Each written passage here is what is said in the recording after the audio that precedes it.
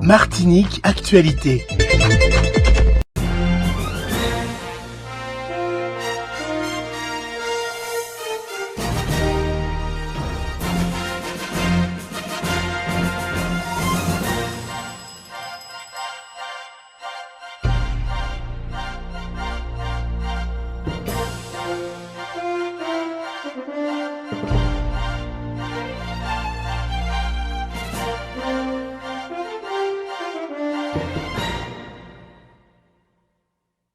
Mesdames, Mesdemoiselles, Messieurs, chers amis de Canal Martinique Télévision, chers amis de LCL, vous qui nous regardez sur kmttelevision.com ou qui nous écoutez sur FM+, 88.9, vous qui nous regardez à Mayotte, à La Réunion, en Guadeloupe, en Guyane, en France et bien entendu en Martinique, bonsoir. Nous avons le plaisir, le très grand plaisir, de recevoir aujourd'hui Raphaël Vaugirard. Raphaël Vaugirard, comment allez-vous? Eh bien, ça va, ça pourrait être mieux, mais ça pourrait être pire aussi. En tout cas, merci de vous inquiéter de votre santé. Ma santé. Est-ce que vous êtes élu? Oui, sur le conseil municipal. Alors, ce n'est pas seulement le plaisir que j'ai de recevoir M. Raphaël Vaugirard, c'est aussi l'honneur, parce que vous êtes un élu. Bon. Donc... Écoutez, je ne suis pas un élu de Dieu, je suis un élu du peuple. Tout simplement. Le peuple, c'est Dieu, Vox Populi, Vox Dei, le peuple et Dieu, c'est la même chose ou presque. Raphaël Vaugirard, je trouve que vous êtes un individu passionnant, parce que vous êtes un archétype quelque part. Vous avez fait des études brillantes, vous êtes un économiste. Vous étiez même un enseignant de l'économie. Et puis vous avez été l'attaché parlementaire d'un homme politique. Et vous avez voulu faire de la politique. Alors j'ai besoin de savoir qu'est-ce qui a provoqué ce basculement, ce désir de sortir de l'intellectuel, de l'économiste que vous étiez, que vous êtes. Et puis, brusquement, le monde politique. Qu'est-ce qui vous a fasciné dans ce monde-là? Vous n'avez pas tellement réussi, puisque vous êtes dans l'opposition aujourd'hui au Gros Monde, et non pas maire du Gros Monde. Vous n'êtes pas député, vous n'avez pas forcément réussi votre carrière politique. À quoi c'est dû? Je voudrais que vous me parliez de ça. Bon. Alors, non, mais vous avez totalement raison de poser la question ici, parce que moi-même, je suis étonné. Je suis étonné. Je n'avais absolument rien comme prédisposition pour la politique. Moi, déjà par tempérament, je suis quelqu'un d'assez discret, je ne suis pas très expansif. J'aime beaucoup les analyses, et puis j'aime beaucoup les choses scientifiques, les choses objectives.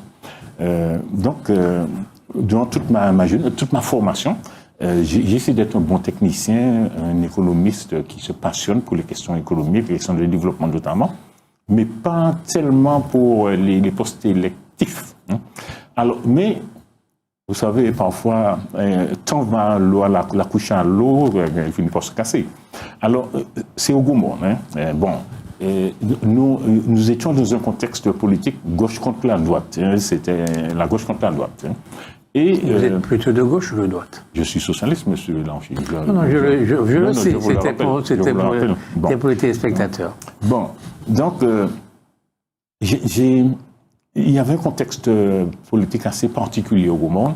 Il y avait beaucoup de groupuscules, des gens très intéressants, mais qui n'avaient pas à se rassembler pour lutter contre un élu de droite. Donc, je ne stigmatise pas l'individu, mais je stigmatise son appartenance à la droite. C'était M. Turinet.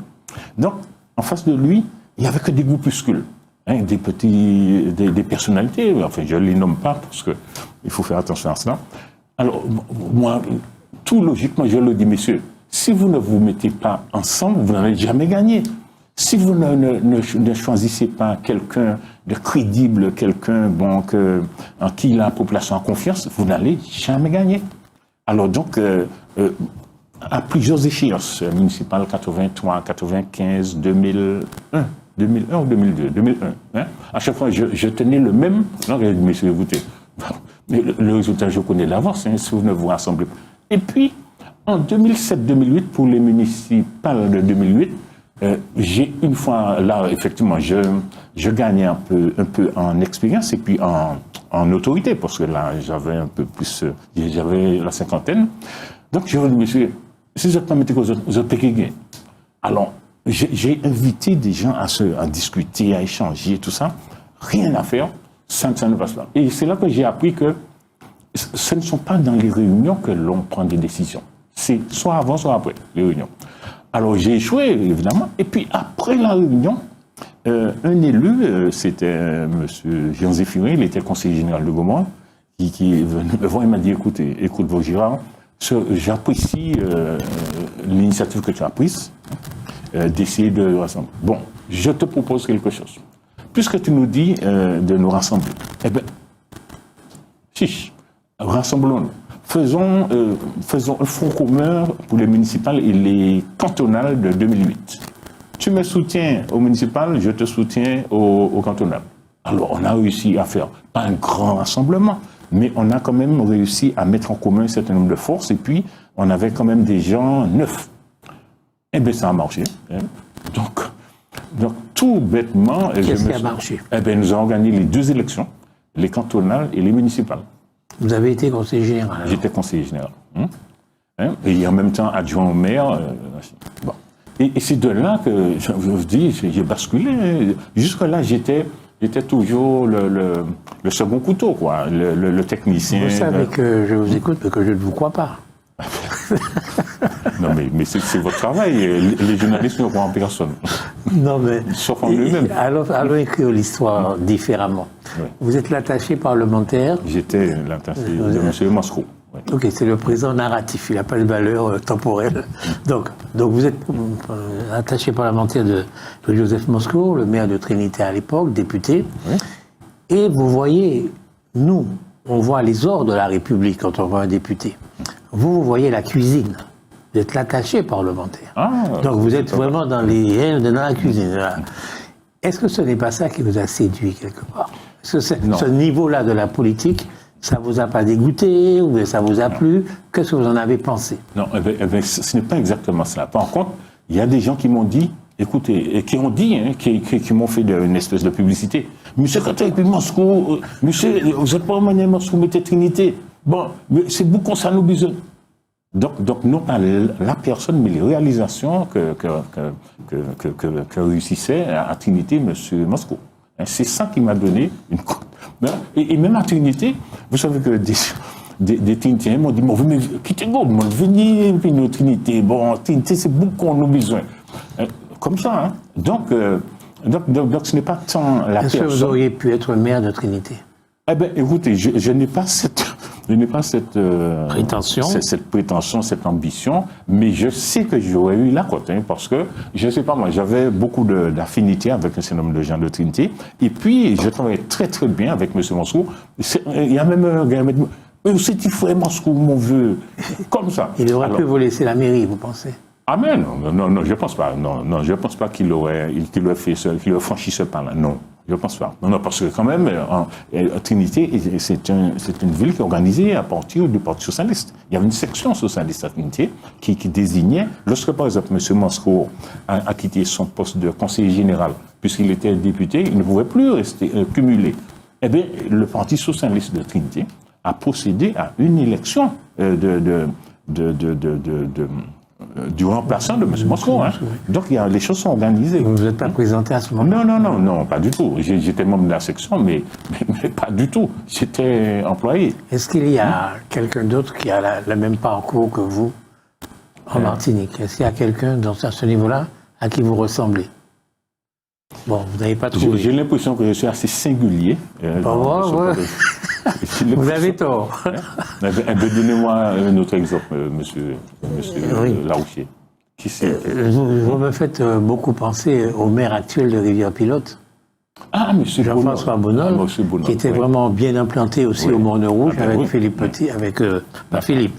C'est vrai. Avec monsieur Petit, qui aurait pu rester au Morne-Rouge, mais qui a dit non, mon terrain c'est Rivière-Pilote. D'accord. Et vous avez fait la même chose, et mon terrain c'est le Gros Monde. D'accord. Eh bien oui, c'est vrai, je n'avais pas passé à Jean-François Bonol, que je salue en passant. C'est vrai, c'est admirable parce que ça veut dire que ce n'est pas le pouvoir pour le pouvoir. Ah non. Si c'était le pouvoir pour le pouvoir, je me présente à Trinité, je me présente au Morne-Rouge, n'importe où. Là, c'était vraiment une passion pour sa commune, pour votre commune. Bien. Quelle est la situation aujourd'hui économique de la Martinique? Est-ce que nous avons une chance de nous développer est-ce que le développement de la Martinique, c'est quelque chose d'absolument nécessaire, eu égard au fait que nous avons un excellent niveau de vie sans véritable développement? Ah ben il faut commencer par là. Nous avons un excellent niveau de vie, mais pas, enfin, avec des inégalités extrêmement criantes, hein, monsieur Largy. Et plus le système va, plus les inégalités se creusent. Hein. On est dans un système. Pour vous donner 2-3 chiffres que la Sécu publie en ce moment, il faut savoir que, alors on a tendance à dire que 60 000 Martiniquais sont en dessous du seuil de pauvreté, parce qu'ils perçoivent moins de 600 € par mois. Eh ben, la Sécu nous dit aussi que si même 60 000 Martiniquais n'accèdent pas aux soins, n'ont pas de médecin traitant. 34% des Martiniquais n'accèdent pas aux soins. Plus de 50% des femmes n'ont fait ou bien ne font aucun dépistage. Ça n'existe pas, la CMU? Quoi? La CMU, ça n'existe pas. Ah oui, la CMU existe. Donc c'est gratuit, ces gens-là. C'est ce que vous dites. Mais je vous dis que malgré la CMU, il y a des gens qui font un arbitrage entre aller voir le médecin, se soigner et ne pas se soigner. Hein. Donc, 34%, un Martiniquais sur 3, ne se soignent pas, n'accèdent pas aux soins. Ils sont isolés, ils sont dans un coin, ils sont âgés, ils acceptent une forme de fatalité. Donc, c'est une nouvelle pauvreté qu'il y a dans notre pays. En conséquent, on ne peut pas dire que le développement réduise les inégalités. Au contraire, le système dans lequel on est accroît les inégalités. Et c'est un système de développement dans le monde aujourd'hui qui n'accroît pas les inégalités. Alors, il y a des pays qui ont des systèmes redistributifs qui sont beaucoup plus... on en a tendance à citer les pays nordiques, Norvège, etc. Mais même chez nous, là, c'est pas pour citer Cuba, mais qu'on le veuille ou non, il y a des systèmes différents où la redistribution fonctionne beaucoup mieux que chez nous. Parce que chez nous, on est vraiment encore dominé par le système d'échange, le commerce. Le commerce, c'est l'achat, l'importation, l'import-achat, le système d'importation qui favorise, qu'on le veuille ou non, un système qui inhibe nos capacités de production locale pour les productions qui sont similaires aux produits importés. Et puis, on est dans un système que nous n'avons pas beaucoup approfondi. C'est le système monétaire et financier. Juste de 1945 à 1975, dans l'après-guerre, général de Gaulle, tout ça, ils avaient créé l'Institut d'émission des DOM. Nous avions le franc des Antilles françaises, Martinique, Guadeloupe, Guyane. Et ce franc-là n'avait pas cours en France hexagonale. C'était spécifiquement pour nos 3, on dit DFA, comme on dit. Pour aller en France, il fallait aller à la banque, convertir votre monnaie franc des Antilles françaises pour avoir des francs et aller à Paris faire vos études ou faire je ne sais quoi. En 1975, M. Giscard d'Estaing a été élu en 1974. Il a unifié le système. C'est-à-dire, on a fait disparaître le franc des Antilles françaises et on a eu le franc français. Mais ce basculement a des impacts énormes que nous, peut-être économistes, nous avons eu tort de ne pas approfondir. Je sais il y a beaucoup d'études qui ont été faites, mais on n'a pas expliqué aux Martiniquais l'impact de ce décloisonnement. En 1975, lorsque le franc des Antilles françaises a disparu, les banques martiniquaises, les banques locales, Crédit Martiniquais, BDAF, Banque des Antilles françaises et d'autres encore, et puis des coopératives, ont été rachetées par des banques plus puissantes, puisque jusque-là, nos banques locales bénéficiaient d'une espèce de protectionnisme, puisque ce n'était pas tout à fait le même système monétaire. Donc, une fois que le Crédit Lyonnais, par exemple, a racheté, la BDAF, la BNP a racheté le Crédit Martiniquais, la Sodema que M. Pierre Petit avait créé a été rachetée par la BRED, etc. Donc, nous avons un système financier et bancaire qui est celui de la France. Et les banques françaises, qui avaient déjà des produits très d'avant-garde, suivant d'ailleurs le modèle américain, c'est-à-dire la financiarisation des choses, est arrivée chez nous, et les banques sont arrivées chez nous et ont développé par exemple des formules de banque assurance. Les banques maintenant font de l'assurance maladie, font des produits d'essai, produits complémentaires santé, prévoyance, etc. Hein? Donc, est-ce que vous voyez comment ça peut perturber les petits embryons de systèmes locaux que nous avions? Nous avions les coopératives, crédit artisanal, crédit ouvrier, enfin, tout ça c'est devenu le crédit mutuel. Et là encore, ce n'est plus le système français, le système européen. Un Allemand peut arriver ici avec ses gros billets de 500 €, et puis en matière immobilière, par exemple, en matière immobilière, le prix du mètre carré en Martinique est comparé directement au prix du mètre carré à Paris ou à Berlin. Et je peux vous dire que beaucoup de terrains, des maisons chez nous sont vendus sur Internet. Sur Internet, qui fait qu'on s'est retrouvé avec un système, notamment puisque on a la défiscalisation, la loi de 1985, qui permettait aux Français de l'Hexagone d'acheter des produits et des biens, tirés, maisons, de construire, etc., sans même être revenus ici. Est-ce que nous pouvions faire les mêmes achats? Vous dites aux Français de l'Hexagone. C'était pas interdit aux Martiniquais de défiscaliser. Ah non, pas du tout. Non, pas du tout. Vous avez l'air de dire que c'était réservé aux Français. Non, je n'ai pas dit que c'était réservé aux Français. Je vous dis que le Français de Paris, le Parisien, pouvait regarder sur Internet le prix du mètre carré construit en Martinique et le comparer ce prix au prix parisien. Alors, lorsque un Parisien voit un mètre carré construit chez nous à 2 000 € contre 8 000 € à Paris, il vous dit, mais écoutez, moi, j'achète, moi. Il n'a aucun problème. Il voit ça. Bon, écoutez, donnez-moi 500 000 €, j'achète un bâtiment en Martinique.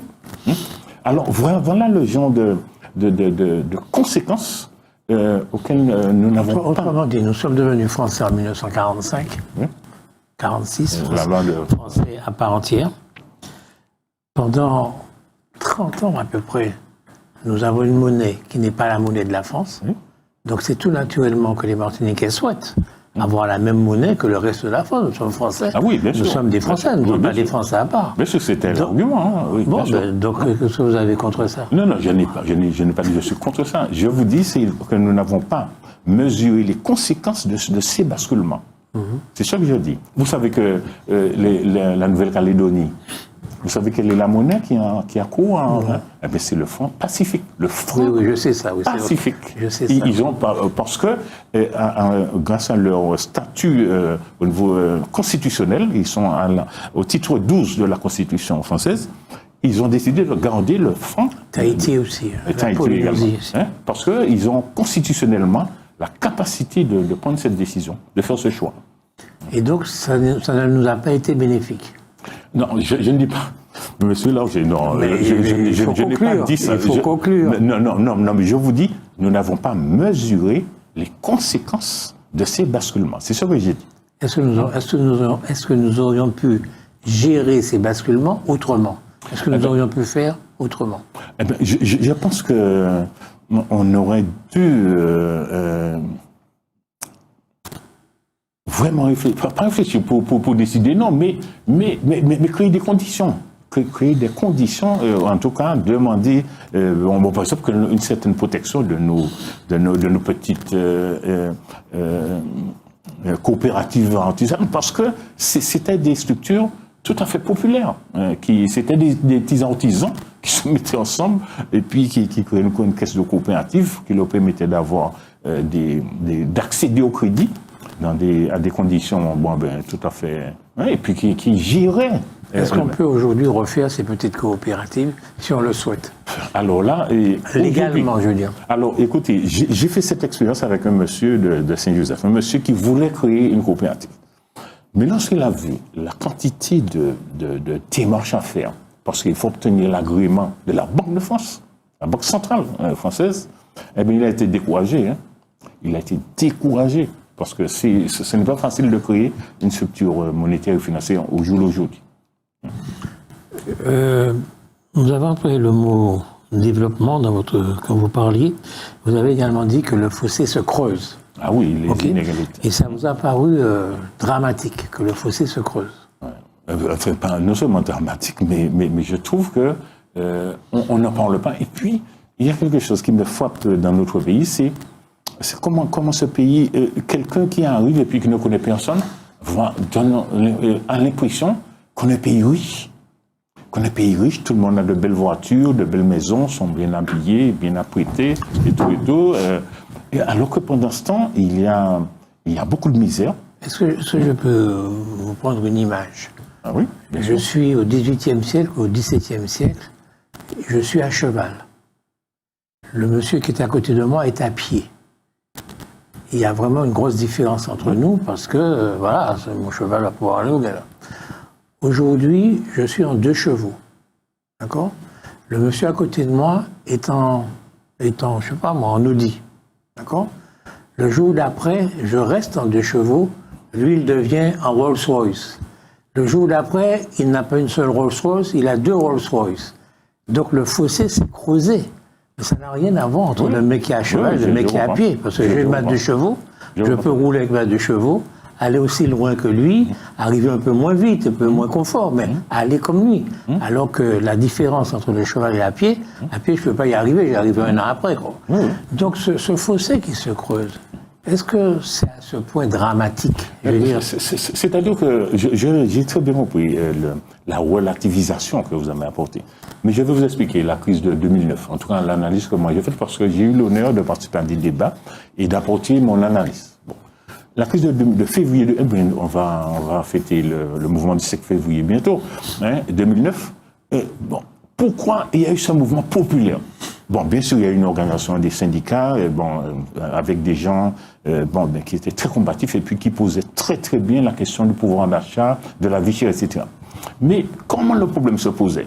C'est que entre 2000 et 2009, les salaires avaient très peu augmenté, très très peu augmenté. Mais des besoins nouveaux sont apparus.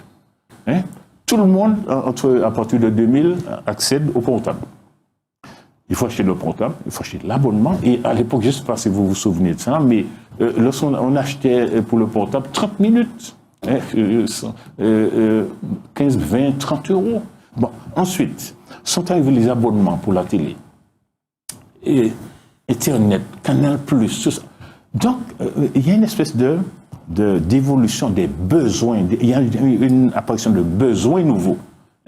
Or, les salaires ne suivaient pas. Donc, lorsqu'on empile le portable, mettons 20 euros, Internet 20 euros, l'abonnement, votre mutuelle 30 euros, votre abonnement, je ne sais plus quoi, votre assurance, 10 petits 20 euros, et puis ça fait 200 euros. Et j'avais poussé l'analyse jusqu'à montrer, puisque je ne sais pas si vous vous souvenez, les travailleurs avaient demandé qu'on leur verse le RSTA, revenu supplémentaire de travail, c'était 140 euros. J'avais poussé l'analyse jusqu'à montrer que 140 euros, c'était la somme de petits abonnements, comme ça, nouveaux qui ont apparu à partir de 2000. Et puis, pourquoi il faut relativiser les choses? Parce que si avant, il y a 30-40 ans, entre un riche et un pauvre, on voyait par exemple un riche arriver avec une petite calculatrice, tandis que le pauvre ne pouvait pas avoir. Maintenant, le système scolaire impose que tous les enfants puissent aller sur Internet. Que vous soyez RMiste ou bien PDG ou bien élu, tout ce que vous voulez, votre enfant doit pouvoir faire des recherches sur Internet maintenant. Donc c'est un besoin nouveau, mais qui s'impose à tous. Sinon, vous êtes exclu de la société, du système. Hein? Donc, voilà comment j'ai abordé la question de la prise de 2009. Vous l'avez abordé dans le secret de votre bureau ou dans la rue? Ah, monsieur Silence, je vois que vous avez la mémoire courte parce que même vous m'aviez invité ici et j'avais expliqué cela ici. Je sais que vous étiez dans la rue, comme beaucoup de gens. À côté de vous, il y avait beaucoup de fonctionnaires dans la rue. Ah oui, bien sûr, bien sûr. Non, et puis des agents, des salariés du secteur privé. Il y avait des gens du secteur privé, aussi, mais il y avait aussi beaucoup de fonctionnaires nationaux et territoriaux. C'est-à-dire, quelque part, l'élite au niveau argent. Ah non, mais il n'était pas prédominant. Ces élites-là n'étaient pas prédominantes. Hein. Dans la rue, on avait surtout des travailleurs, des gens qui avaient des entreprises, des salariés de commerce et tout. Est-ce qu'ils ont vraiment massivement fait la grève, les fonctionnaires, en 2009? Bon, écoutez. Non, vous ne pouvez pas répondre autre chose que oui. Non, je vous dis que dans la rue, c'était un mouvement. Il y avait une dose de spontanéité pour dénoncer la vie chère, etc. Chacun réclamait un meilleur pouvoir d'achat. Ça intéresse tout le monde. Même si je gagne 10 millions par mois, si je peux gagner plus, je vais manifester pour gagner plus, non? Non, mais le mouvement de février 2009, qui était la réplique de celle de Guadeloupe et de Guyane, c'était des mouvements assez populaires. Les gens, parce que tout a été déclenché, je ne sais pas si vous vous souvenez de ça, par le prix de litre d'essence en Guyane, qui a atteint, je crois, 1,70 €. Mais s'il y a eu tant de gens dans la rue, parce qu'il y a énormément de gens, 40 000 personnes. Ça ne s'est jamais vu nulle part. C'est parce que c'était une revendication qui intéressait tout le monde. Tout le monde. Les riches comme les pauvres. Tout le monde voulait avoir plus d'argent. Absolument. Bon. Tout ça pour dire que, en Martinique, est-ce qu'on peut continuer comme ça? Est-ce qu'on peut continuer comme ça? Là, par exemple, l'Europe vient nous accorder de façon très surprenante 24 millions d'euros. Voilà, on a le droit de la part du FSE, 24 millions. Enfin, nous aurons 9 millions. C'est 24 millions pour tous les dom-toms. Bon, voilà, on reçoit de l'argent comme ça. Est-ce que ça peut continuer comme ça? Alors c'est ça. Heureusement que vous me posez cette question ici. Je vous ai bien expliqué que maintenant, on est décloisonné. On est dans non plus dans le système français seulement, mais franco-européen. Parce qu'il y a des procédures, par exemple, pour accéder aux fonds européens. La CTM négocie presque directement avec Bruxelles. Et le gouvernement français, c'est un relais, si on peut dire, par rapport... parce que comme l'Europe fonctionne avec les régions, en tout cas pour les politiques de développement, ce sont les régions qui sont les interlocutrices de l'Europe, et non pas les États membres. Donc, toute région qui fait la démonstration de ce que son niveau de développement est inférieur à 75% de la moyenne de l'Europe accède à des financements qui sont surdotés. Et nous, on appelait ça objectif 1 à l'époque. Eh bien, nous en avons bénéficié depuis 89 jusqu'à 2020. Mais lorsque l'Europe nous donne de l'argent, je l'ai vu là à l'instant, l'Europe nous dit c'est pour faire ça, c'est pour faire ci. Et même l'argent qui a été donné en Guadeloupe cette fois-ci, on nous dit il y a 800 jeunes qui vont se former au RSMA. Donc on leur dit même l'institut de formation qui leur fera choisir. Alors est-ce que c'est compatible avec notre volonté de pouvoir décider par nous-mêmes et de dire que c'est nous qui voyons nos besoins?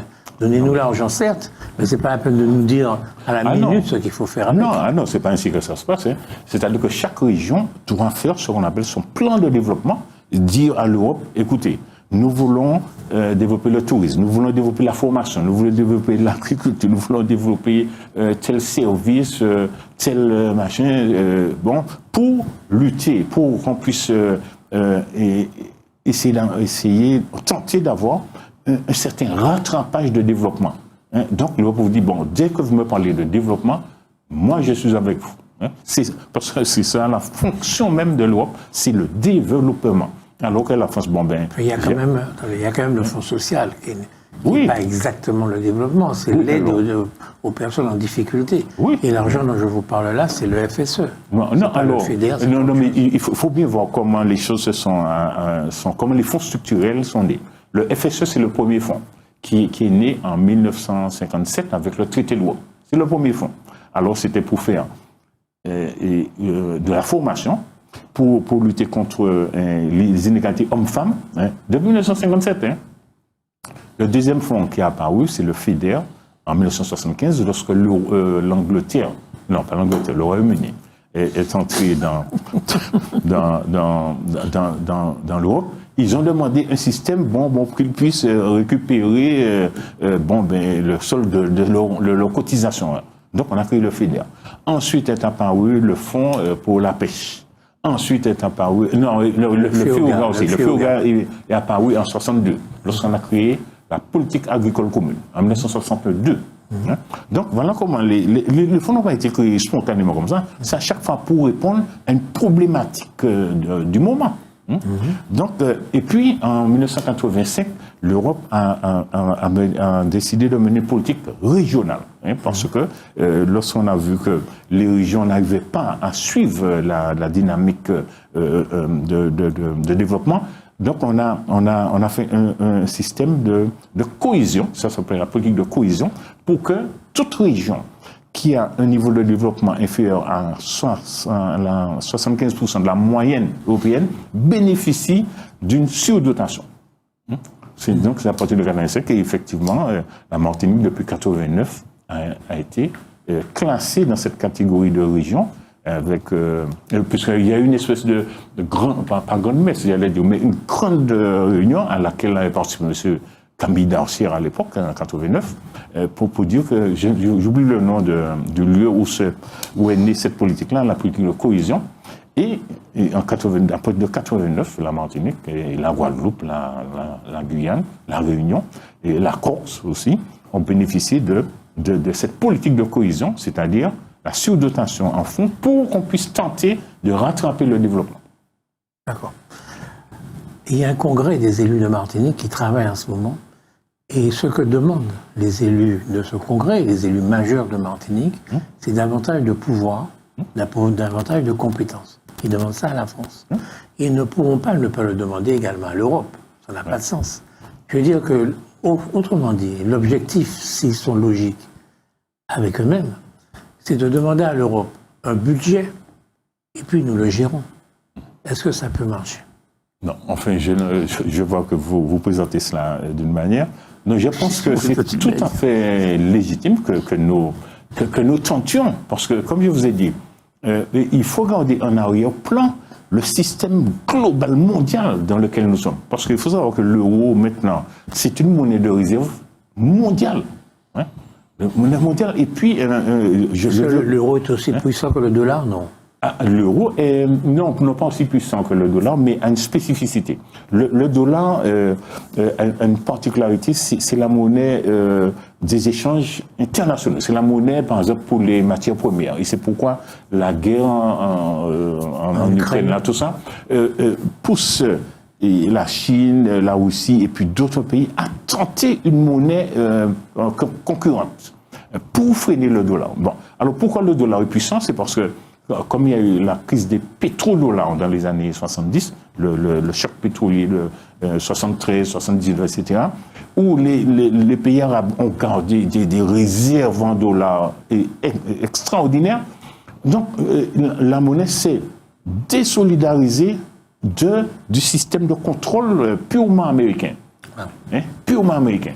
Et puis en plus, avec Nixon en 1971, on a aboli la convertibilité du dollar en or. En août 1971, ça a été une crise terrible. On est passé à la monnaie flottante. Ce qui n'est pas le cas de l'euro. Alors, ce qui n'est pas le cas de l'euro. Alors, donc, du coup, le dollar a une puissance au niveau international extraordinaire parce que tous les pays qui ont des réserves en dollars ont intérêt à ce que le dollar reste fort. Parce que si le dollar faiblit, eh bien, ça veut dire que les réserves faiblissent. Donc, les pays sont obligés de défendre eux-mêmes le dollar. Bon, tandis que l'euro, comme c'est une monnaie, l'euro, c'est le premier bloc commercial au monde, hein, qui fait près de 15% du total des échanges mondiaux. Donc, et puis qui est assis sur des logiques. L'euro, en principe, n'est pas dévaluable. En principe, n'est pas dévaluable. Bon, l'euro peut flotter par rapport au dollar, par rapport au marché financier.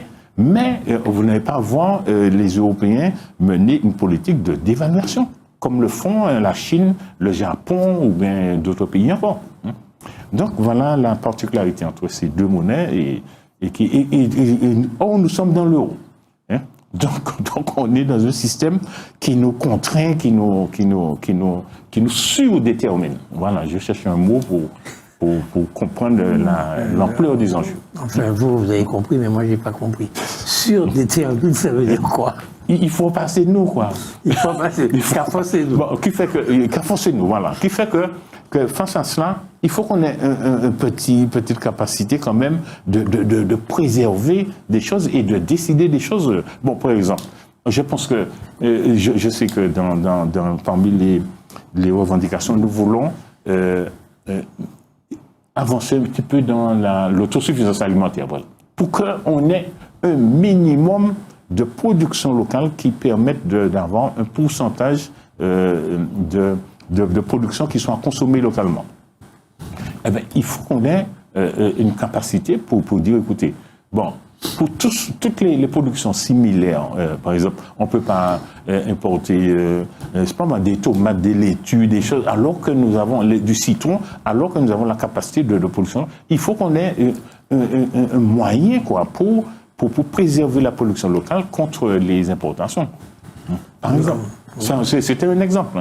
Rappelez-nous vos diplômes. Monsieur Lanchi, je sais que c'est long, mais faites-le quand même. Non, c'est pas long du tout. Moi, je suis économiste, c'est tout. Bon, vous ne voulez pas nous dire, vous avez des gros diplômes, hein? Bon, vous êtes économiste avec de grands diplômes. Je n'ai pas en tête, mais je sais que vous avez de grands diplômes. Et donc, la France elle-même, en autosuffisance alimentaire, est à 35%. Ils veulent se battre là pour monter à 60%. C'est un pays développé. Il est à 35%. Pourquoi est-ce que vous voulez absolument que nous ayons l'autosuffisance alimentaire?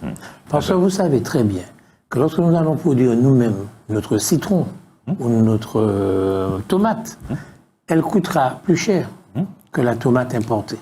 Donc vous allez réduire sur notre pouvoir d'achat. Alors, monsieur Lanchi, vous vous trompez. Lorsqu'on a créé le marché commun, c'est-à-dire le traité de Rome en 1957, c'était non pas pour que chaque pays ait son autosuffisance alimentaire, mais pour que chaque pays développe ce qu'on appelle des échanges intra-communautaires.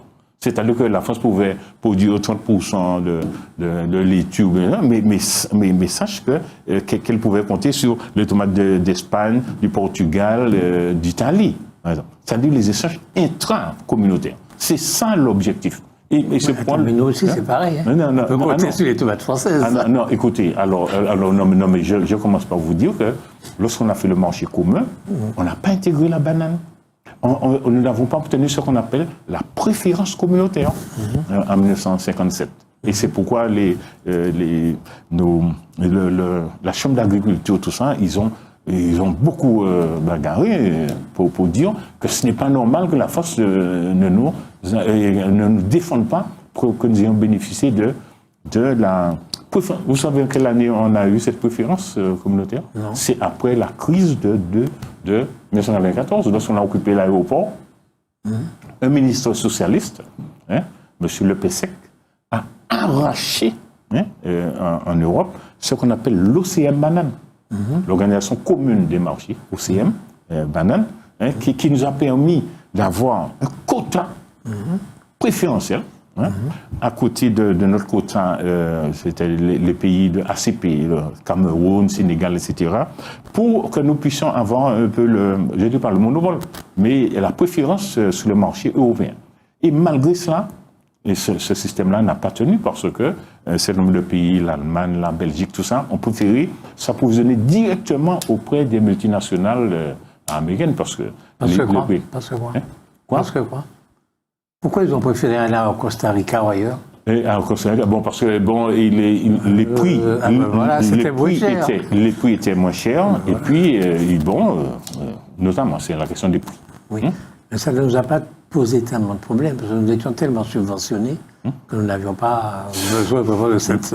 En tout cas, le système n'a pas tenu très longtemps, puisqu'on est passé assez rapidement, au décontingentement, et on a juste une facilité d'exportation, mais nous n'avons pas de préférence communautaire. Oui, notre banane n'est pas protégée. On est. Parce qu'à un moment, elle l'était quand même. Elle était protégée. Lorsqu'on a créé l'OCM banane, on avait un quota.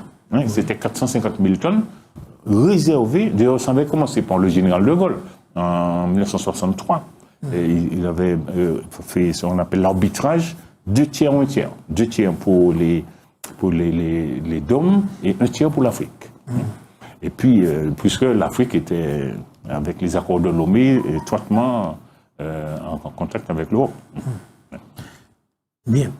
Donc, vous êtes un économiste distingué.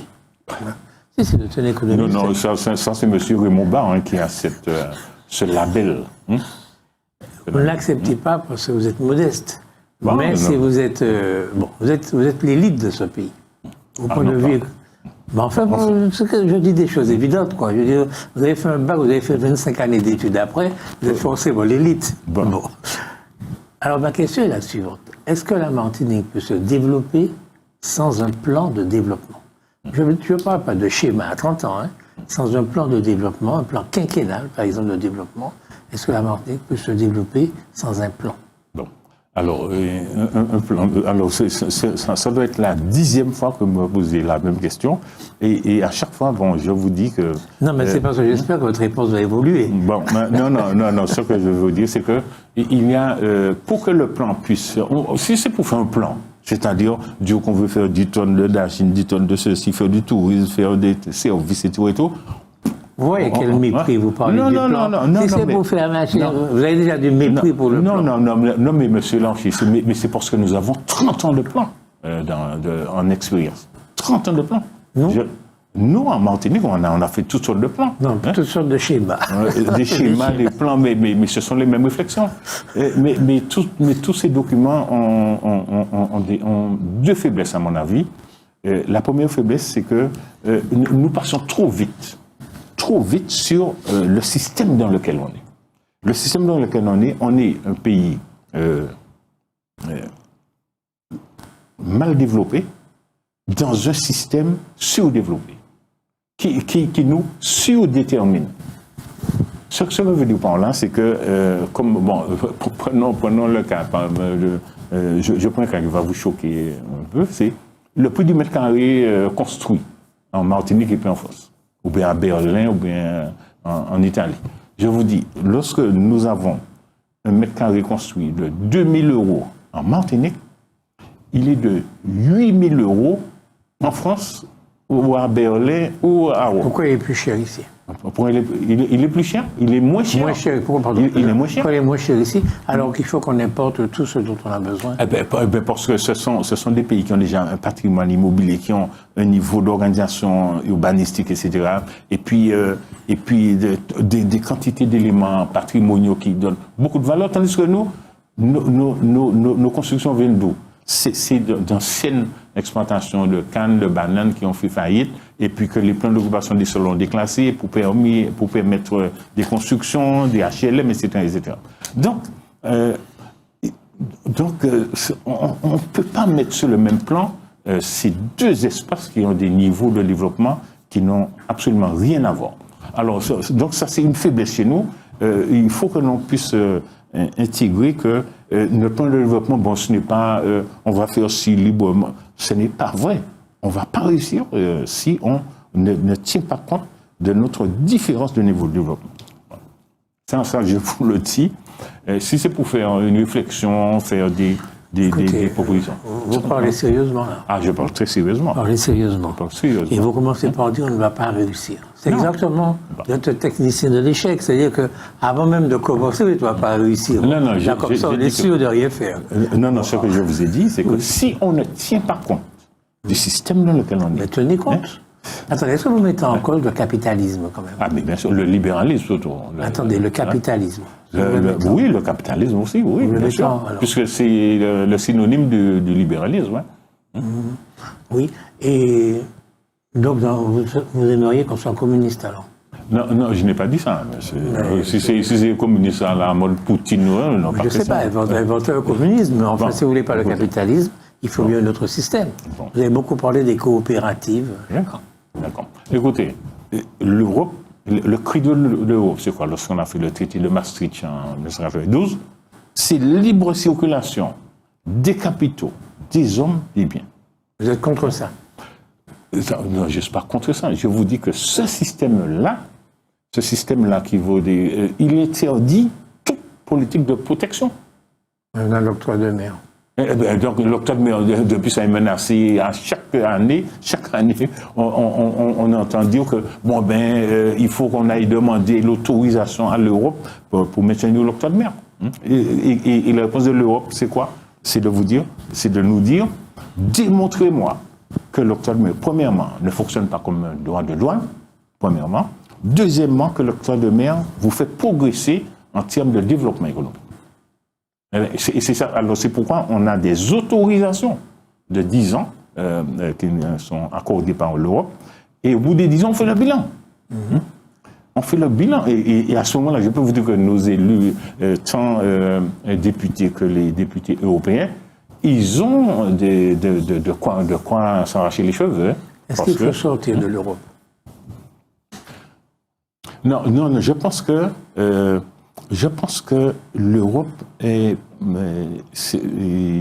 y a des statuts dérogatoires que l'on peut négocier.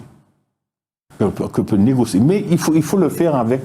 Et l'Europe est ouverte. Enfin bon, comme j'ai été formé en 1997 à Bruxelles, sur les fonds européens et tout ça, dès lors que vous avez des arguments, il ne s'agit pas de dire, on veut protéger, mais il faut expliquer, et c'est là qu'il faut comprendre le projet et le plan que l'on veut réaliser. Dès lors que vous expliquez ce que vous voulez réaliser, pourquoi le faire, et puis surtout les impacts en termes de développement, en termes de création d'emplois, de richesse, etc., ce ne sont pas des idiots. Ils comprennent. Mais ce que ça veut dire par là, c'est que. Je vous pose une question. Non, mais je vous réponds. Je n'ai pas posé la question, mais vous répondez d'abord. Je vous réponds d'une autre manière. La faute est des deux côtés. Des deux côtés. Tant du côté européen que du nôtre. Pourquoi? Parce que nous n'avons pas à présenter les projets de manière crédible. On n'a pas de plan, quoi. Bon, écoutez, monsieur Larchy, je vais peut-être vous choquer, mais on va prendre pour le TCSP, par exemple. Je vous donne un exemple qui nous a ridiculisés, en Europe. En 2000, au moment où on négociait une contractualisation 2000-2006, où l'Europe était prête à mettre 250 millions pour le TCSP, par exemple. 250 millions. Vous savez ce qui s'est passé? Et comment la Martinique s'est ridiculisée? Monsieur Marie-Jeanne, qui était président de la région, il était en Europe avec un projet de TCSP qui passe, je crois, au milieu de l'autoroute. Monsieur Claude Lys, qui était président du Conseil général, est arrivé en Europe pour proposer un TCSP, mais qui passe dans les zones industrielles. Alors, qu'est-ce que l'Europe a fait? L'Europe vous a dit, messieurs, écoutez, c'est bien beau vos projets, mais allez vous mettre d'accord chez vous et puis revenez me voir. Non, mais je vous dis ça, c'est un exemple concret. Je vais vous donner un autre exemple que malheureusement les Martiniquais ne connaissent pas. C'est le port de Foloche, le port à conteneurs, là, le terminal à conteneurs. Lorsque la Chambre de commerce, présidée par M. Lubin, en 1996, avait le projet de faire le terminal conteneur, c'est-à-dire le port d'éclatement où on arrive avec les conteneurs puis qui repartent dans différentes. À la région, un certain nombre d'élus ont considéré que c'était un projet de la Chambre de commerce, c'est une survivance de la Compagnie des Indes Et puis, non, mais je vous dis des choses que j'ai entendues, que j'ai vues, alors, qui fait que le projet, la région de l'époque n'avait pas beaucoup financé le projet initialement. Qu'est-ce qui dirigeait la Et région? puis, Qu'est-ce qui dirigeait la région à l'époque? à l'époque, c'était M. Capgras. Donc, j'étais avec lui à la préfecture pour rendre compte de l'exécution de notre contractualisation des fonds européens avec des représentants de l'Europe. Et puis, lorsqu'on a vu qu'on avait, mettons, 800 millions de dotation de fonds européens et que nous n'arrivions pas à les consommer, les mêmes élus, je ne donne pas de nom parce que ça va me faire, j'aurai des problèmes. Les mêmes élus. Quel problème vous allez encore ayez un peu de courage. Ne dites pas de nom, c'est pas grave. Ils se connaissent. Les mêmes élus qui disaient que bon, ils ne mettent pas de l'argent dans la compagnie des Indes d'aujourd'hui, eh bien, lorsqu'ils ont vu qu'on allait perdre 400, 500 millions, ils ont dit, écoutez, on a un projet là, le port, mettons de l'argent dedans. Donc, s'ils veulent 500 et 150 millions, donnons-leur 200. S'ils veulent 200, donnons-leur 250. Parce qu'on allait perdre ces financements. Donc, lorsque je vous dis que chez nous, nous avons notre part de responsabilité, c'est du sérieux parce que c'est ce que démontre la réalité. Il y a d'autres exemples encore. Donc le TCS, le port là, pour moi, ça m'a complètement convaincu que nous avons notre part de tort. Est-ce que vous vous rendez compte que nous sommes un petit pays de 360 000 habitants, ce qui est une ville moyenne en France? Oui, c'est Toulouse. C'est un petit pays. Toulouse. Et que nous en arrivons aujourd'hui, avec votre gestion, parce que vous êtes en responsabilité quand même depuis un certain temps, excusez-moi, c'est votre génération, mais c'est aussi la mienne, c'est notre génération. Nous en sommes arrivés à ce que ce pays ne se développe pas. Et aujourd'hui, je n'entends aucun projet de développement sérieux, original, aucun, premièrement. Ensuite, nous en sommes arrivés à ce que ce pays se dépeuple, au point que nous risquons de disparaître. C'est ça notre bilan. Donc il faut bien faire quelque chose, ou bien on dit, bon, ben, c'est pas grave, on va disparaître. Voilà. Il y a bien des peuples qui ont disparu. Quel est votre sentiment sur ça? Non, mais là vous ouvrez de l'approche un peu démographique. Mais moi, c'est le même raisonnement que je tiens. Hein. C'est-à-dire que aujourd'hui, beaucoup de nos techniciens, beaucoup de techniciens raisonnent comme dans les années 60. Dans les années 60, bon, vous savez, lorsqu'on a créé le Bumidom en 1962, bon, ben, évidemment, c'était parce que la force avait besoin de main-d'œuvre, et puis en même temps, nous, on était des espaces qui, un excédent de main-d'œuvre, puisque notre système agro-industriel était en train de s'effondrer. D'accord? Donc, le Bumidom, puis en plus, il y avait au niveau politique la guerre en Algérie, la révolution cubaine, les indépendances africaines, etc. L'OJAM. L'OJAM, mais oui, et la Martine Koeman. Donc ce système-là qui était un peu assez, pas autoritaire, mais qui était brutal, hein, organisait une espèce de migration de notre main-d'œuvre et puis il y avait le service militaire aussi, monsieur Lorty. Donc c'était. Est-ce que le Bumidom, c'était un comportement machiavélique de la part de la France, ou était-ce un pays qui sortait de la guerre depuis pas si longtemps que ça, qui avait besoin de main-d'œuvre et qui effectivement avait besoin de gens, quoi? Oui, d'accord. Non, je le prends comme ça, comme vous le dites. C'est-à-dire, on a besoin de main-d'œuvre et donc c'était un compromis entre toutes ces considérations-là. Donc, on faisait partir 3500 Martiniquais, Guadeloupéens aussi, chaque année, pour aller en Europe. Et effectivement, il y en a qui ont réussi, hein. Et puis il y en a qui n'ont pas réussi, qui ont pris beaucoup de fer, quoi. Bon. Donc ça, c'était... C'est marrant, parce que vous dites, il y en a qui ont réussi, oui. Puis il y en a qui ont pris beaucoup de fer. Mais oui. Pourquoi vous ne dites pas il y en a beaucoup qui ont réussi? Parce qu'il y en a beaucoup qui ont réussi. Il y en a beaucoup qui n'ont pas réussi aussi, mais il y en a beaucoup qui ont réussi. Eh ben, je dirais, il y en a beaucoup qui ont réussi, qui ont fait leur vie, Bon. En 2022-2023, on ne peut pas raisonner ainsi. Parce que ce n'est plus le même contexte et ce ne sont plus les mêmes espaces. Aujourd'hui, c'est plus de la mobilité que de l'immigration. Hein? Donc, le concept d'immigration, là, qui était crédible pour expliquer les années 60, c'est-à-dire qu'on faisait partir pour 30-40 ans des gens, ça n'a plus cours aujourd'hui. Un Martiniquais peut aller à Paris lundi pour venir au mercredi. Hein? Oui. Hein? Au mercredi, qui fait qu'on est dans une espèce de fluidité dans les deux sens, qui fait qu'on ne peut pas utiliser des concepts aussi séquents tels que l'immigration. On fait partir nos jeunes. Et bon, vous savez que...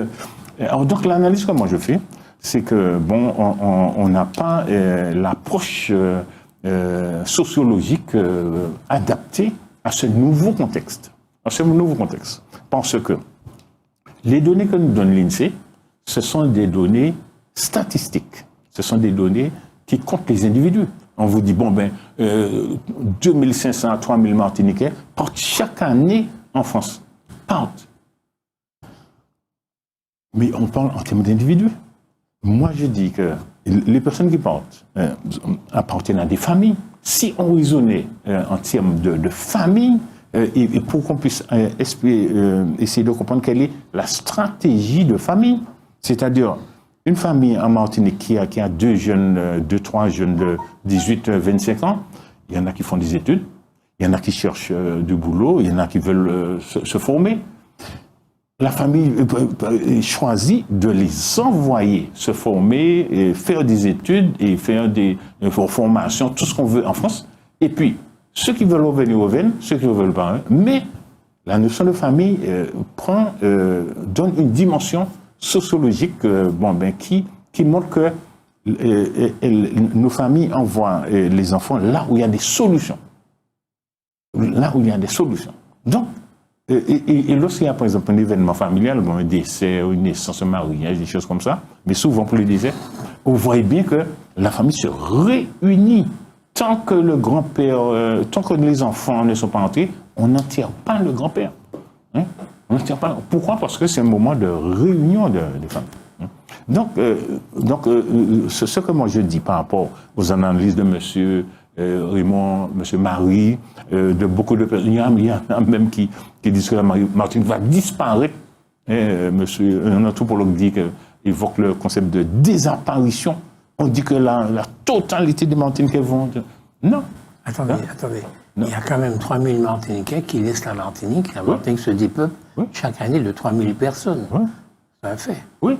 Mais M. Lanchier, il y a donc deux Martiniques. Une Martinique ici et puis une Martinique en France. D'accord. Dans le 5e continent, le 5e département. Okay. Hein, qui fait que là, alors que dans les années 60, on portait individuellement, vous partiez au service militaire, tu te débrouilles après tes 12, 20 mois. Mais tandis que maintenant, il y a une communauté. Pire encore. Donc maintenant, c'est pire.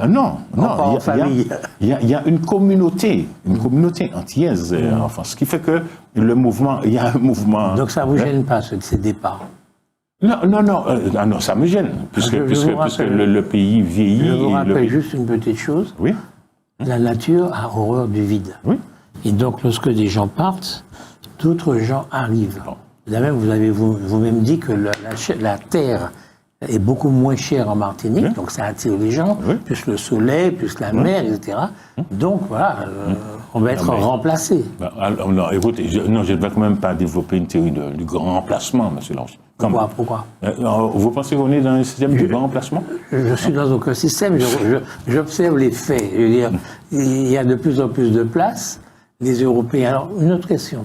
Il vaut mieux que ce soit les Européens qui viennent ou les Caribéens? Parce que forcément, des gens vont venir. C'est pas vont venir, ils viennent déjà. Mais écoutez, le sont les graines, les îles là, et puis les niveaux de développement.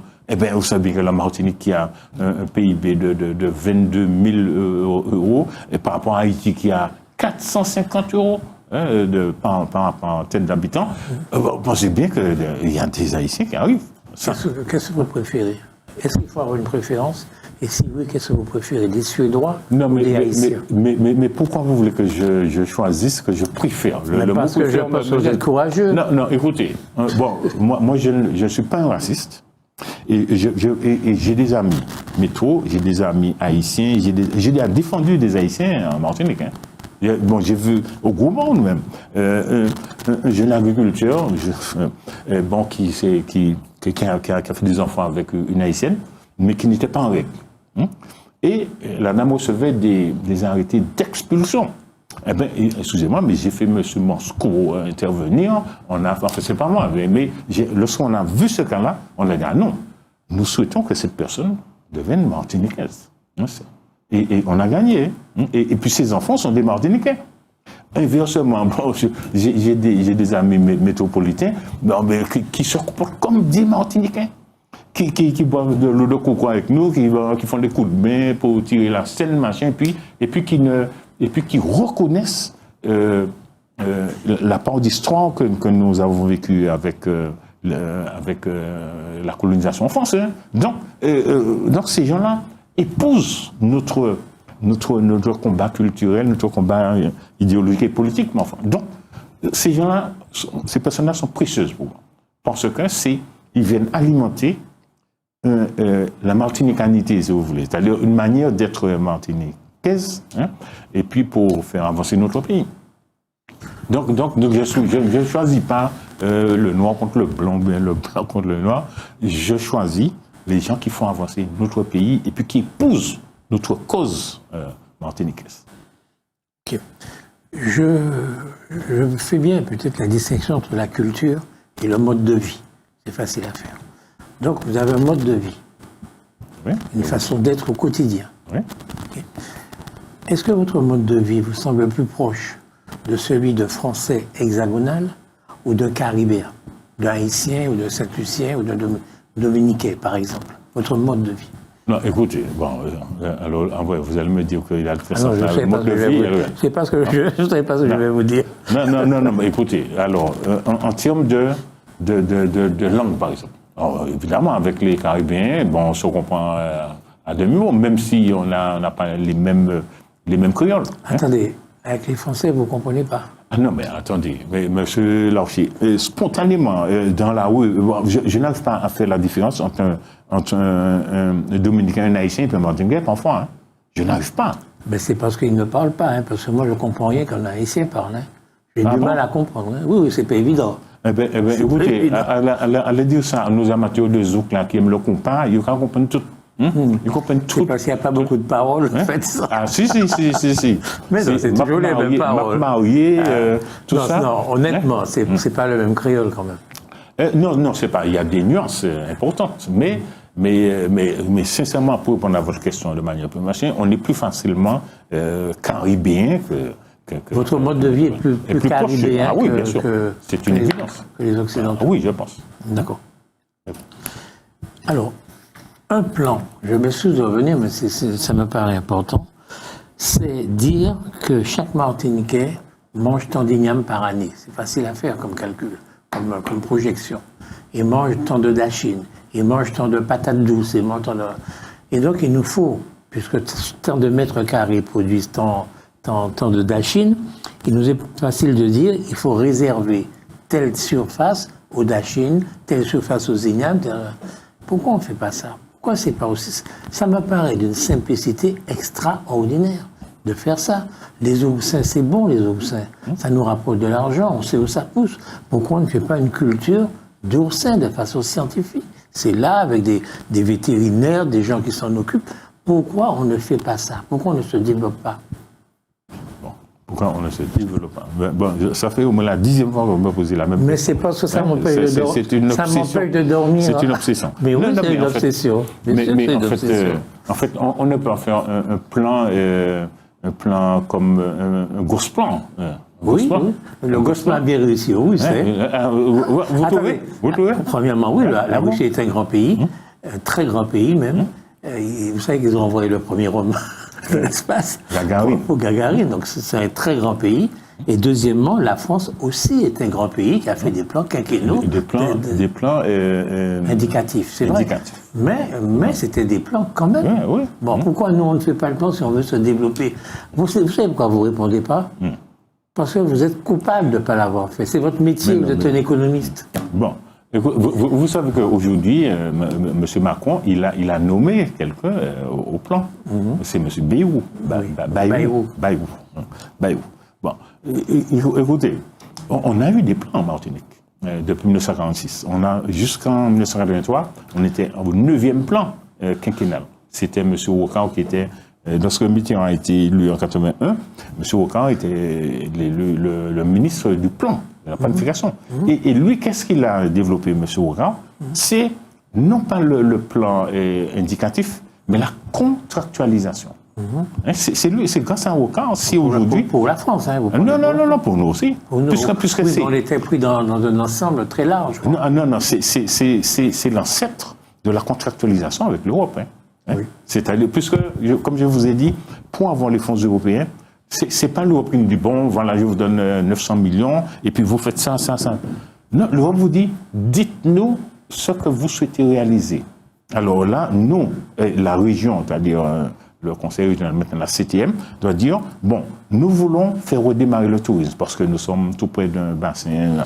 Donc nous voulons rénover nos hôtels, nous voulons... ensuite, nous voulons former des jeunes, parce que... C'était un petit bonheur, la chance, monsieur. Non, ce n'est pas un petit bonheur. C'était un petit bonheur. Moi, je viens avec un projet touristique, je le présente à la région, je les séduis, ils me donnent. Vous venez avec un autre projet touristique, vous les séduisez, ils vous donnent. Parce que vous êtes dans la rubrique. Oui. Parce que vous êtes dans ce qu'on appelle les maquettes financières. Les maquettes financières. Mais on est une dizaine à faire la même chose. Bon. Et puis on nous donne l'autorisation à nous 10. C'est le contraire d'un plan. Un plan, c'est pouvoir dire, bon, toi tu fais ci, toi tu fais ça, toi tu fais ça. C'est un plan autoritaire. Mais non, c'est un plan indicatif aussi. Ça ne marche pas comme ça. Oui, non, mais écoutez, vous ne voulez pas comprendre que même dans le système qu'on est là, qui n'est pas très efficace, là je vous l'accorde, on est dans un système planifié. Puisque vous n'avez pas de fonds européens si vous n'avez pas un plan de développement qui permette d'établir ce qu'on appelle les maquettes financières. Parce que si vous voulez faire du tourisme, on vous dit, dites-nous ce que vous voulez faire. Oui. On vous dit, bon, nous disons, nous voulons moderniser nos hôtels, atteindre le seuil de 3000 lits, machin. Bon, donc l'Europe vous dit, bon, si vous mettez, je mets tant. Mais c'est pas un plan, monsieur Vaugirard. Mais c'est un projet. Non, c'est un plan. Mais non, c'est un projet. C'est un plan avec des maquettes financières. Tandis que le plan auquel vous, c'est plus un système autoritaire pour c'est pas un système autoritaire. Aujourd'hui, là, pour le tourisme, par exemple, vous avez le choix entre demander à l'Europe de vous donner de l'argent pour faire un hôtel 5 étoiles, pourquoi pas, ou de l'argent pour rénover des maisons, pour faire du tourisme chez l'habitant à peu près. Ça, c'est des choix qui peuvent être déterminés par un plan. Mais l'Europe peut vous donner à vous, elle peut me donner à moi, même si c'est le contraire que je fais, parce qu'il n'y a pas de plan. L'Europe va dire, ça c'est intéressant, ça je fais. Ça c'est intéressant, ça je fais. Bon, écoutez, je vous donne un secteur qui va parler notamment aux téléspectateurs. C'est la transition énergétique. Si la Martinique dit, bon, aujourd'hui, nous faisons 10% d'autoproduction en énergie solaire, etc. Dans le cadre de plan, alors? Oui, dans le cadre de plan. Non, ok. Bon, et nous voulons atteindre 50% dans 6 ans. 50%. Bon, alors on est obligé de dire, pour atteindre 50% d'énergie solaire chez nous, il faut que l'on puisse aider tous les particuliers qui adhèrent à ce machin. Il faut qu'on ait des entreprises. Qui puissent développer la pose des panneaux, etc., l'entretien, etc. Et puis, il faut qu'on ait les surfaces, c'est-à-dire les toitures. Vous savez que l'une des premières lois pays, comme on dit, ça a été, qu'a prise la région avant la CTM, c'était de faire le choix des toitures de maisons pour recevoir les panneaux, pour faire l'électricité solaire. Contre le système qui se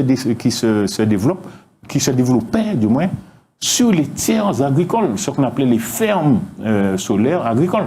Donc il fallait faire un choix. Eh bien, ce choix-là a été fait grâce à une loi qu'on a prise en Martinique.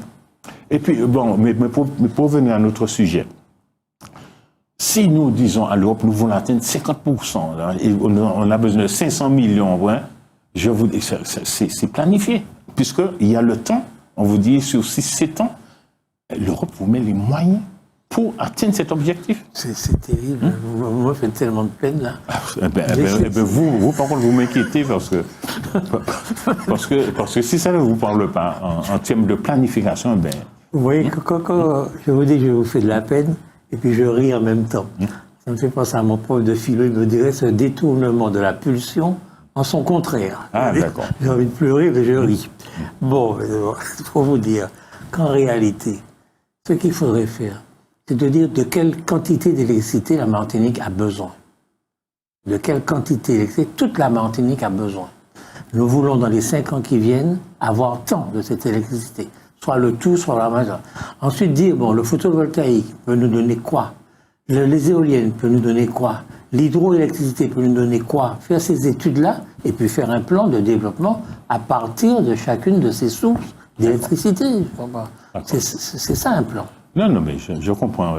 Et puis les financements, à quel moment vous en parlez? L'Europe.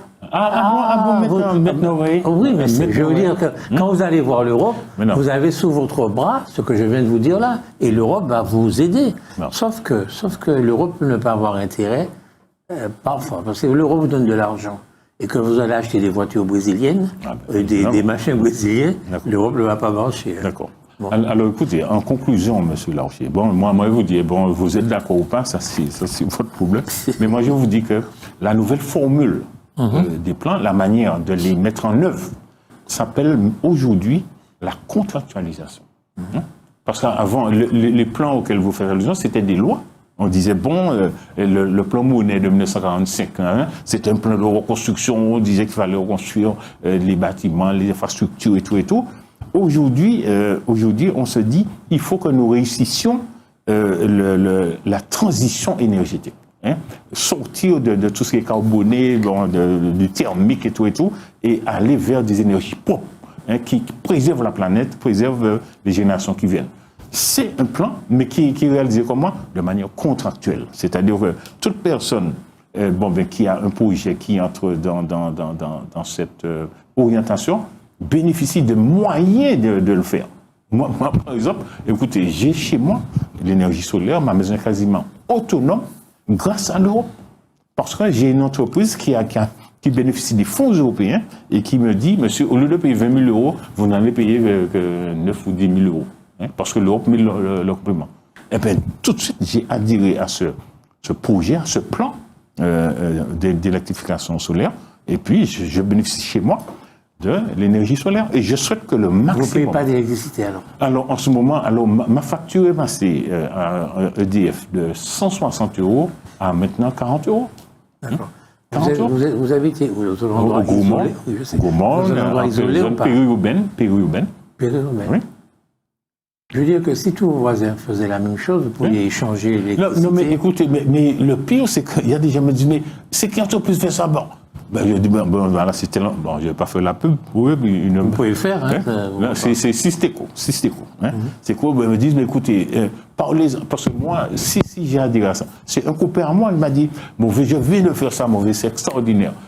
Prends contact avec eux, tu vas voir, ils viennent, ils t'expliquent, ils te font un devis, ils t'expliquent comment ça va marcher, l'entretien, sur quel horizon l'amortissement se fait, etc. Une fois que j'ai compris tout ça, moi, j'ai mis les moyens pour adhérer à l'élection. Et puis, j'en ai déjà fait au moins une dizaine après moi. Donc, mais le problème, c'est que tout le monde n'a pas toujours les mêmes moyens d'investissement. Parce que là, il faut trouver 10 000 euros en 3 mois. Alors donc, et c'est là peut-être qu'une personne qui a une petite maison, soit la maison ne peut pas supporter les panneaux, soit la personne n'a pas les moyens pour avancer 10 000 euros. Est-ce qu'on peut imaginer que quartier par quartier, on puisse atteindre l'autonomie énergétique, quartier par quartier? C'est une modalité, oui, je suis d'accord avec vous. Un maire en accord. Alors, écoutez, voilà comment ça vous dit là, c'est vraiment extraordinaire, je vous remercie. Un maire peut contractualiser avec la CTM et avec une communauté d'agglo pour intervenir comme vous le dites là. Et il peut dire, par exemple, écoutez, j'ai un quartier neuf dans ma commune, un quartier où il y a des HLM, des villas, des lotissements, etc. Pour inciter les gens à ne pas utiliser l'énergie thermique, etc., je fais un plan de ce machin. Je leur dis, écoutez, si vous prenez l'énergie solaire, vous bénéficiez. Donc, ça se fait déjà pour les chauffe-eau. Ça se fait déjà pour la récupération des eaux pluviales, pour alimenter les WC, etc. Donc, le maire peut faire un contrat avec la CTM, l'EDF et puis et la communauté d'Aglo pour donner aux gens les moyens d'accéder à ce marché. Même si les gens remboursent par la suite. Ah oui, mais bien sûr. Bien sûr. Ok. C'est tout à fait possible. J'ai vu qu'on va faire des tomates bio, des choses bio, et c'est le CIRAD qui s'en occupe, le CIRAD, un institut de recherche français. Quand on a créé le PARM, l'objectif du PARM, c'était justement de faire en sorte que nous puissions faire ce genre de choses. Faire valoriser et valoriser. Oui. Est-ce que la présence du CIRAD, l'omniprésence du CIRAD sur de tels projets ne marque pas quelque part notre échec? Pourquoi vous dites l'omniprésence du CIRAD ne marque pas votre... Je comprends pas très bien. C'était pour remplacer le CIRAD, justement. Bon. On va faire notre propre structure de recherche pour mettre en place ce genre de trucs, parce que ce qu'on nous disait, c'était que les gens du CIRAD venaient en Martinique, prenaient des choses, ils inventaient même des choses, dont ils allaient faire profiter ailleurs, et dont nous ne profitions pas. Bon. Donc nous allons créer notre propre truc, le PARM, pour pouvoir faire nos affaires nous-mêmes. Ah, et aujourd'hui, je vois que le PARM, on n'en parle pas. Ouais, on parle pas. Non, je pense que l'insuffisance de telles structures, et il y en a d'autres encore, hein, en matière de phytothérapie, phytothérapie par exemple, c'est qu'il n'y a pas de proximité entre les centres de recherche et puis les exploitations, et puis les structures qui vont dans les exploitations pour encadrer nos agriculteurs qui font la tomate, pour encadrer nos agriculteurs qui font l'ananas, etc., et leur donner les dernières techniques Or, dans les années 60, lorsqu'on a promotionné la banane, il y avait un organisme qui s'appelait la SATEC, Société d'assistance technique, ça s'appelait, qui allait, c'était des ingénieurs agronomes qui allaient dans les exploitations expliquer à nos producteurs, puisque c'était un produit nouveau, comme la canne était en train de piquer et le produit phare, c'était la banane. Enfin, les planter banane, comme on dit. Donc, ils allaient dans les exploitations montrer aux petits planteurs comment planter la banane pour que ça puisse... Et puis, on a évolué techniquement. Maintenant, on est au vitroplan. Au vitroplan, c'est-à-dire des bananes dont on maîtrise toutes les caractéristiques en termes de qualité, etc. Et puis, en termes de cycle de production pour que l'on puisse programmer la récolte et puis les exportations. On peut faire... un bananier peut faire plus de bananes qu'auparavant à partir de ce que nous pourrions faire avec lui? Non, alors le vitroplan, parce que j'ai eu la chance d'être allé sur le terrain avec des spécialistes, parce que la Martinique fait partie des pays au top dans les techniques de la c'est pour qu'en Europe, on n'avait qu'une structure qui s'appelait le MUSA. Alors là, ne me demandez pas ce que ça veut dire. C'est-à-dire des échanges entre des producteurs de Madère, Canaries, Açores et Martinique qui mettaient en commun leurs connaissances pour avoir, puisque toutes ces îles, ce sont des îles, Madère c'est Portugal, Canaries c'est Espagne, et puis Martinique, on était dans une organisation des RUP, région ultra-périphérique. Donc, en matière de bananes, ils échangeaient les techniques. Et la Martinique apparaît comme étant un pays au top de la technologie pour la banane. Il y a une chose qui m'a frappé. L'autre jour, je longeais un champ de bananes et je me disais que c'est quand même facile à voler des bananes. Oui. C'est un problème qu'ils ont ou pas? Je ne pense pas. Je ne pense pas. Et c'est ce qui peut apparaître assez paradoxal. Mais même à côté d'une école, par exemple, moi, je vois, quand je passe près des écoles, même dans ma commune, je vois un mandarinier chargé et puis qui surplombe la route. On a allongé la main pour cueillir de belles mandarines. Je vois le mandarin qui tombe à terre. C'est donc qu'il n'y a pas beaucoup de pauvreté en Martinique. Non, c'est quelque chose que je ne m'explique pas, hein, je vous le dis, parce que si c'était du temps où j'avais 8-10 ans, il ne resterait plus une mandarine dans le pays. Donc, le problème, c'est que maintenant, peut-être que les enfants mangent les mandarines que la maman a achetées au supermarché. Ou bien peut-être aussi qu'ils mangent des pommes. Ou bien peut-être qu'ils mangent des raisins, ou bien des poires. Mais tout simplement ça. Tout simplement ça. Dites-moi, vous faites toujours des abeilles? Non, c'est pas moi qui fais des abeilles, c'est les reines des abeilles. Mais est-ce que vous êtes toujours apiculteur? Je suis toujours éleveur d'abeilles. Vous êtes toujours éleveur d'abeilles? Ah oui, j'adore cette activité. Et comment ça se passe? Eh bien, la saison commence là. Moi, alors, il y a quelque chose qui me chagrine, c'est que nos instances n'entrent pas dans le détail de notre nature. En ce moment, on élague les bords de route. Les bords de route, bon, vous savez, il y a comment on appelle cette plante? Les bambous qui envahissent et puis qui tombent, machin. Bon, on essaie de couper. Je trouve que c'est pas bien fait du tout. Ils coupent aussi les glycérias au moment où ça fleurit. Et c'est la fleur qui déclenche la mielée chez nous. Tandis que, alors nous sommes en janvier, février, mars, c'est la période où démarre la mielée. Il n'y a pas qu'à couper le glycéria en juin, juillet, août, en arrière-saison. Donc j'ai dit, mais ils sont en contradiction avec nos cycles naturels. J'ai dit, mon Dieu, mais ça me choque. Ça me choque, mais au plus haut point. J'ai dit, mais bon Dieu, ils ne connaissent rien. Vous avez déjà dit ça à quelqu'un? Non, mais si je le dis, je ne serai pas... Non, pour l'instant, je ne dites rien. Non, la personne qui suivait ça, c'était M. Kamouga. Et c'est un monsieur, bon, pour qui j'ai beaucoup de respect, puis même d'affection. Lorsqu'il me disait, aujourd'hui, tu sais, j'ai vu qu'on a coupé les glycérias dans tel secteur, j'ai pensé à toi, je suis sûr que tu n'es pas content. C'est lui qui avait compris que mais je pense qu'il faudrait que nos instances, effectivement, puissent être un peu plus attentifs à ces cycles. On ne peut pas couper les glycérias au moment où elles fleurissent, ce sont des plantes, où ils fleurissent, puisque ils ne savent peut-être pas que c'est la plante chez nous qui déclenche la mille. Oui, ils ne savent pas. C'est vrai, je vous demandais pourquoi vous ne leur dites pas.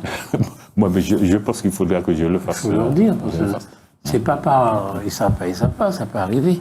Vous avez combien de ruches? Alors, vous savez, j'avais une trentaine à l'époque, mais là maintenant, je suis revenu à des niveaux beaucoup plus modestes. J'ai 4-5 ruches maintenant. Et puis bon, vous savez, j'avais gagné des prix en 1990 et qui m'avaient donné les moyens d'acheter, de faire une exportation. Et c'est pourquoi j'étais un peu multi-actif. Et c'est pourquoi c'est un peu mon expérience personnelle qui me dit que dans ce pays, en matière d'emploi, c'est polyactivité. Bon, donc jusqu'ici, je fais tant, mais pour des raisons plutôt personnelles, familiales, entre nous. Mais moi, je ne cherche pas à vendre du miel, à faire de l'argent. Non. Vous êtes à la retraite, là? Oui. Vous êtes active, hein, c'est pas un retraité puis qui est dans son coin en train de se morfondre. J'allais vous demander, vous vous ennuyez ou pas? Ah non, pas du tout. Donc vous faites du miel? Je fais du miel, je suis président de l'association de mutuelles, etc. Je suis conseiller municipal et puis je fais plein de choses. D'accord. Et comment est gérée la ville du Gros Monde?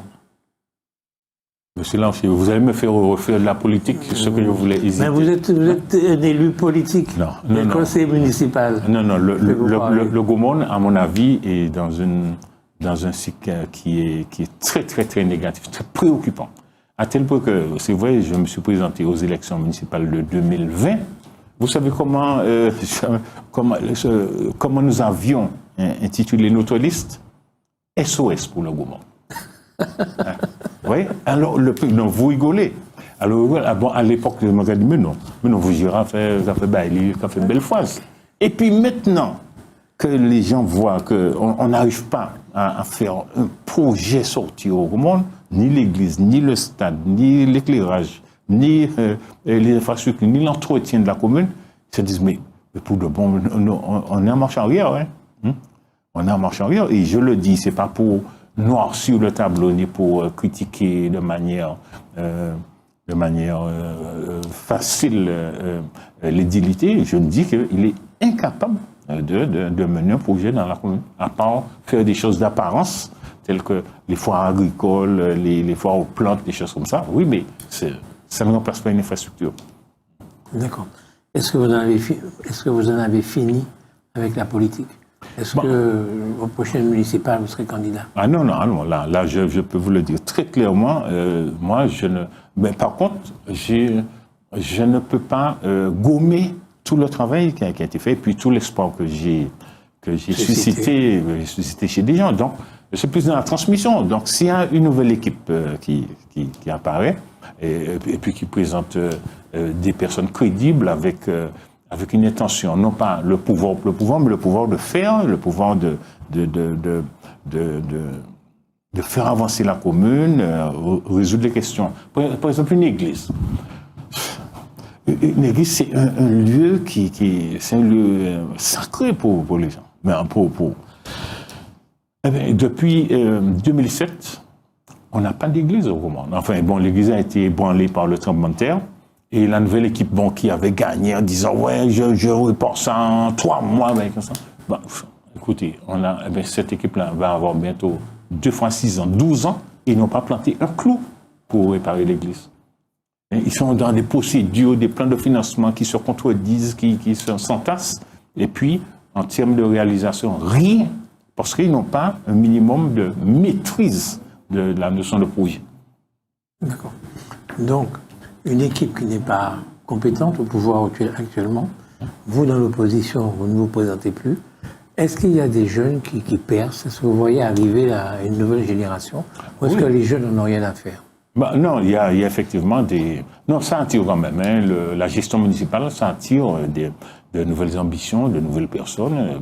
Parce que les gens aiment leur commune, et puis les gens... Et puis vous savez, il ne faut pas croire que c'est vous qui un jour vous dites « Bon, je vais me présenter et puis je vais régler ça ».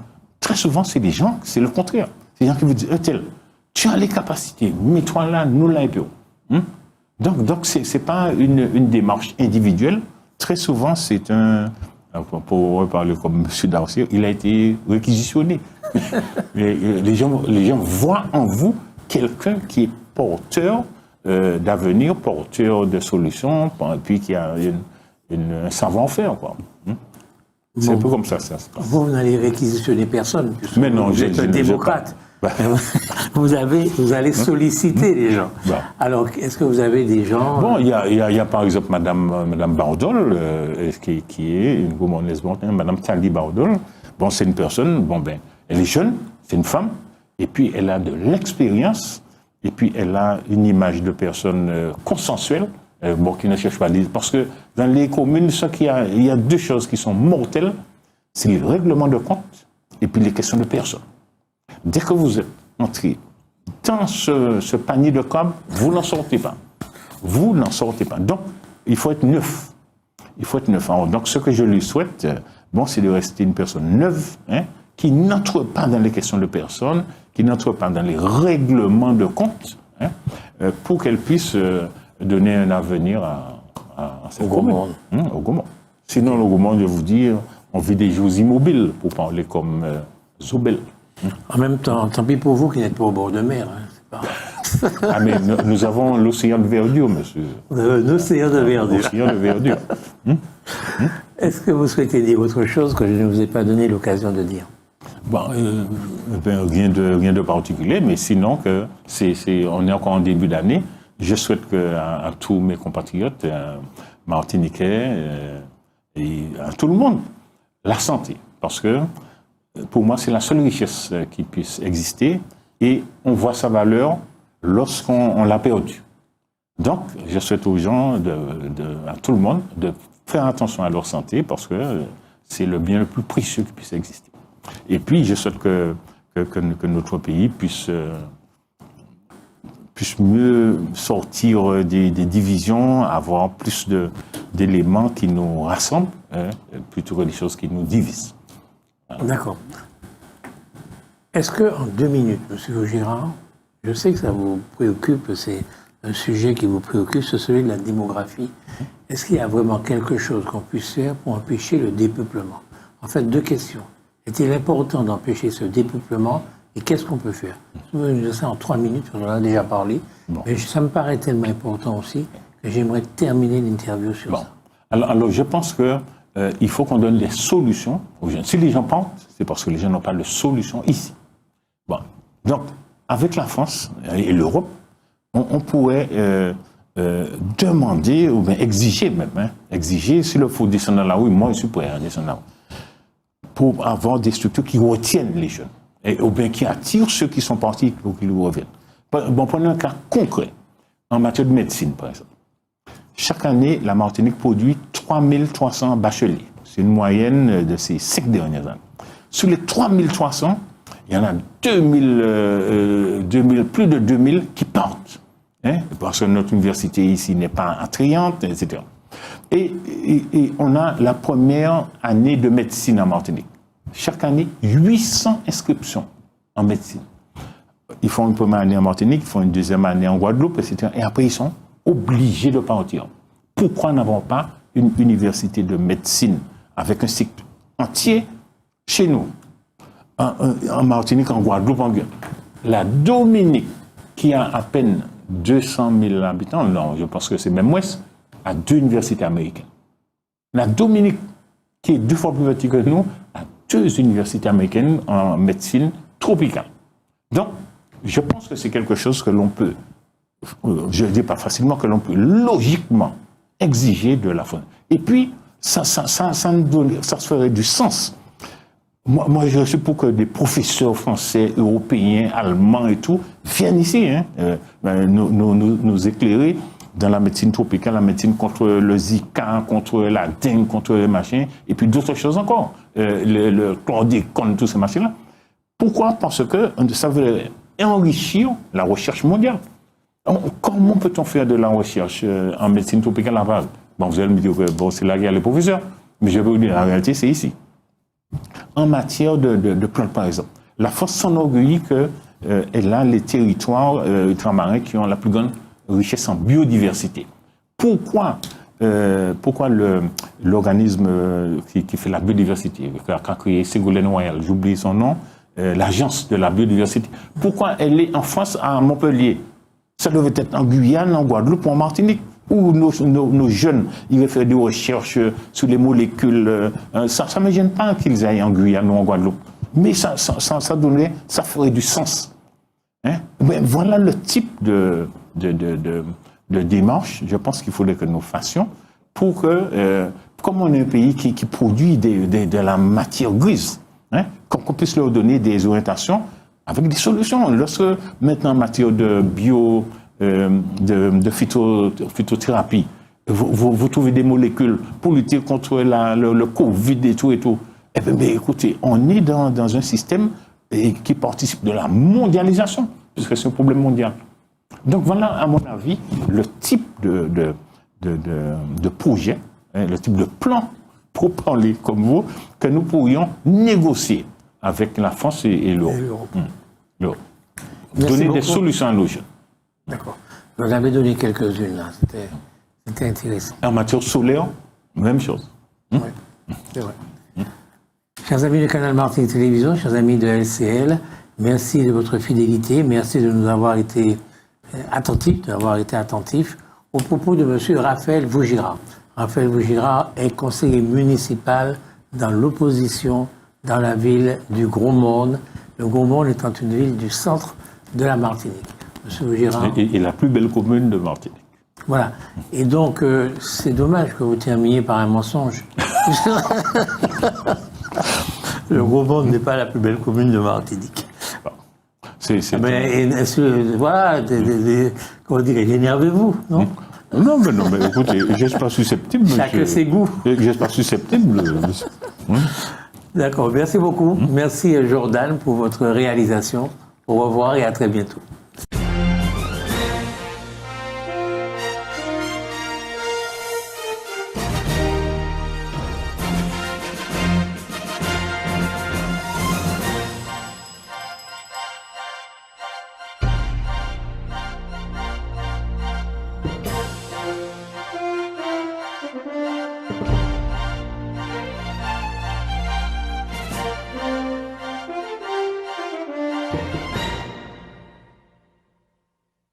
outremernews.fr, le site de l'actualité Outre-mer, 24 heures sur 24 et 7 jours sur 7.